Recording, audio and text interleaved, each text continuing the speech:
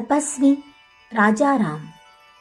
महाकवि तुलसीदास ने महाभक्त हनुमान की स्तुति करते हुए एक स्थान पर लिखा है, सब पर राम तपस्वी राजा, तिनके काज सकल तुम साजा। इसमें ये गौर करने की बात है कि तपस्वी और राजा ये एक दूसरे के विरोधी से प्रतीत होने वाले विशेषण क्यों राम की प्रशंसा को रखे गए हैं। राजा शब्द का उच्चारण करते ही कल्पना क्षितिज पर एक ऐसी मूर्ति उदित होती है जो कि जीवन के प्रभाव में ऐश्वर्य वैभव के बीच ही उत्पन्न होती है। उसमें पलती है और सुख की खोज तथा चीर अतृप्त लालसाओं की पूर्ति में ही संलग्न रहकर उत्तरदायित्वहीन जीवन व्यतीत करके एक दिन न जाने किस अंधकार में विलीन हो जाती है। पर ये तो हमारी कल्पना पर वातावरण का कुप्रभाव तथा बुरे वातावरण में ही पले हुए कुछ पथभ्रांत व्यक्तियों के चित्र मात्र है। राजा शब्द की ये परिभाषा तो है नहीं, यह तो उपरोक्त चित्र से बहुत ऊंची है। प्रजा अनीति राजा, अर्थात जो प्रजा को आनंद दे वही राजा। प्राचीन राजाओं के चरित्र चित्रों को यदि हम स्मरण करें तो हमें ये स्वाभाविक सा प्रतीत होगा। हम स्वयं ही मुक्त कंठ से स्वीकार करेंगे कि यथार्थ राजा के साथ तपस्वी शब्द सहज रूप से ही जुड़ जाता है। क्या संपूर्ण राज्य निवासियों को सुखी रखने का व्रत ग्रहण करना सरल है? सद उद्देश्य हेतु कष्ट सहन करना ही तो तप है। देखिए, राजा रंतिदेव को दुर्भिक्ष के दिनों में अनेक दिनों बाद अन्न प्राप्त हुआ। नन्हे बच्चों तक के भूख के मारे प्राण निकले जा रहे थे, पर उसी समय कुछ क्षुधा पीड़ित प्रजाजन आ गए। भला वह कैसा मनुष्य होगा जो दूसरों को भूख से दम तोड़ते देखकर भी स्वयं पेट भरने बैठ जाए। ऐसा व्यक्ति तो मनुष्य भक्षी राक्षसों के समान होगा। राजा रंतिदेव ने सारा अन्न बांट दिया। कथा तो यहाँ तक है कि पात्र का धोवन तक भी न पास के वह भी उन्हें एक क्षुधार्त व्यक्ति को दे दिया। भला कौन मननशील व्यक्ति ऐसा होगा जो उनको तपस्वी नहीं स्वीकार करे।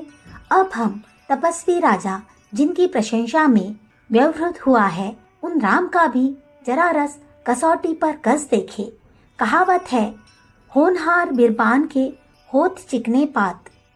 पहले युवराज राम का ही एक चित्र लीजिए। राज्याभिषेक होते होते 14 वर्ष का वनवास मिलता है, पर वे पूर्ववत ही प्रसन्न है।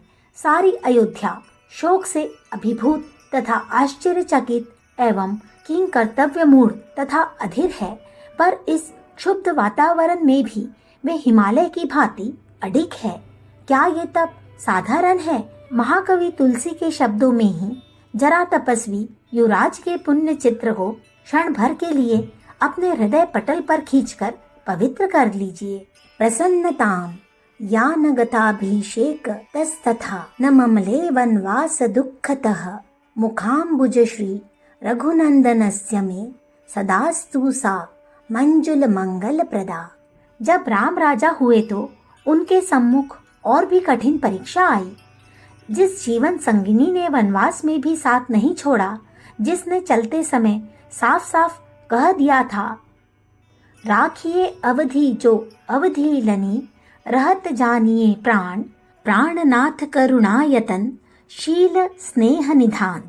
ये कोई धमकी ही नहीं थी जैसे कि बहुत सी स्त्रियां बात बात में दिया करती है। ये तो एक आकुल हृदय के अंतरात्मा के उद्गार थे, जिनकी की सत्यता पर राम को पूर्ण विश्वास था, जिसके लिए राम के हृदय में इतना अभिन्नता का भाव था कि प्रेम संदेश में वे कहलाते हैं, तत्व प्रेम कर मम अरुतोरा, आनत प्रिया एक मन मोरा, सो मन रहत सदा तो ही पाही, जानू प्रीति रस इतने ही माही। उसी सीता का प्रजा की प्रसन्नता हेतु परित्याग करना अपने हृदय को ही निकाल फेंकने के समान है। फिर भी राजा राम इस मर्म पीड़ा को दबाए हुए प्रजा को सुखी करने के व्रत का तन मन धन से पालन करते रहे। आज भी हम जब एक आदर्श शासन की कल्पना करते हैं तो हमें राम राज्य की उपमा देने को विवश होना पड़ता है। ऐसी थी उस सर्वस्व त्यागी के आदर्श की उपासना। क्या ये तप नहीं है? उनके मन का वह ज्वालामुखी कदाचित मन में ही दबा चला जाता, संसार को उसका आभास तक नहीं मिलता। पर जब कुल गुरु ने कहा कि अश्वमेध यज्ञ की पूर्ति सहधर्मिणी के बिना नहीं हो सकती, तब राम का धैर्य, जो बड़ी बड़ी विपत्तियों में अडिग रहा था, वह भी साथ न दे सका। उन्होंने कहा, भगवान, भले ही अश्वमेध यज्ञ अपूर्ण रह जाए, आमंत्रित जन निंदा करते हुए फिर जाए और मुझको अनंत काल तक नरक में निवास करना पड़े, फिर अब इस जीवन में मेरा दूसरा विवाह नहीं हो सकता।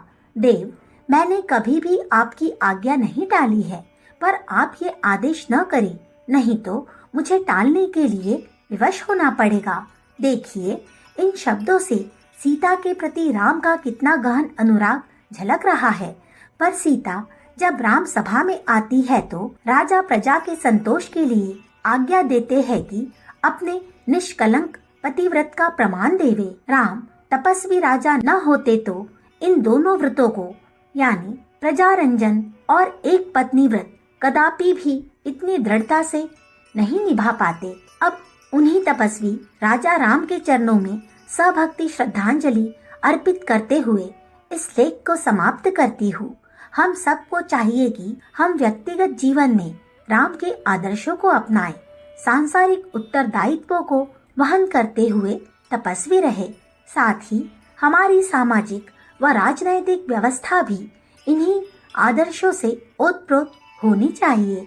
महात्मा गांधी राम राज्य की स्थापना के लिए जीवन भर साधना करते रहे। जनता ने राम राज्य के लिए अभित बलिदान करके स्वराज्य प्राप्त किया। हमारे शासकों में उचित है कि वे राम का आदर्श अपनावे, राम राज्य के आदर्श उपस्थित करें। अखंड ज्योति, मार्च सन 1950, पृष्ठ संख्या 23-24।